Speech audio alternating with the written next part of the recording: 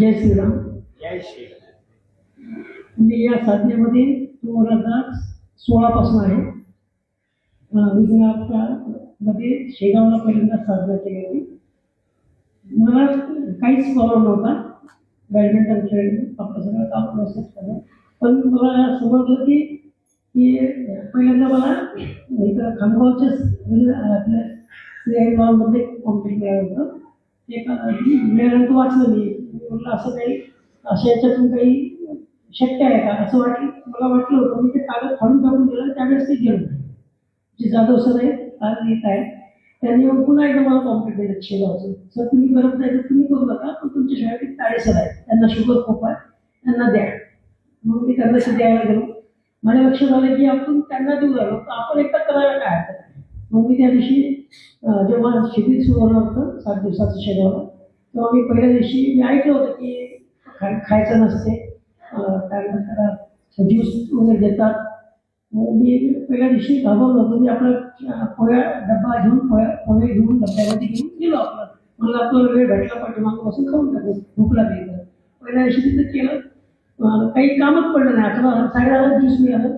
पोहे खायचं असेल 4 वाजता नाश्ता संध्याकाळी चांगलं भरपेट जेवण मिळालं. त्यामुळे हे खूप चांगलं आहे.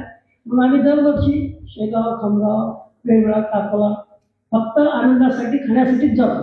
आणि हे शिबिर इथं मस्त आहे की मी दररोज पहिले मला उपास शिबिराची भीती वाटायची. इथे संसार बसले तर आम्ही दोघांनी एका अकोल्याला केलं होतं. मला कधी वाटलं नव्हतं की जीवनामध्ये मी उपाशी राहू शकतो. शेगावला जेव्हा अकोल्याला जेव्हा आम्ही केलं तेव्हा समजलं की उपासामध्ये खूप आनंद मिळते. आणि तेव्हापासून यावर्षी त्यांनी दर महिन्याला 3 दिवस एकादशीचे 8 दिवस एकादशी आणि मग तिसऱ्या दिवशी उपवास करतो. एकदम आपल्या इथे उपवास केला तेव्हापासून प्रामाणिकपणे करतो. आणि दशांशचा एक चांगला अनुभव आहे की संपन्नता जी म्हणतात ते आपोआप यायला कसं होतं ते समजत नाही पण त्या सगळ्या गोष्टी आपोआप होतात. हा एक चांगला अनुभव मला मिळाला आहे.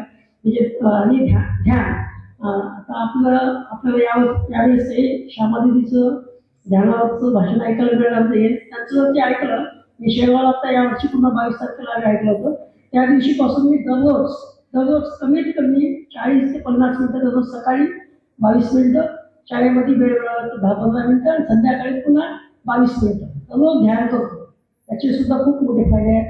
ही साधना अतिशय सुंदर अशी आहे. ज्यांनी केली जितकी करताल तेवढा तुम्हाला फायदा आहे. जेवढं जास्त तुम्ही करताल तेवढं तुम्हाला स्वतःलाच अनुभव मिळतात आणि तुम्ही करायला लागतात. धन्यवाद.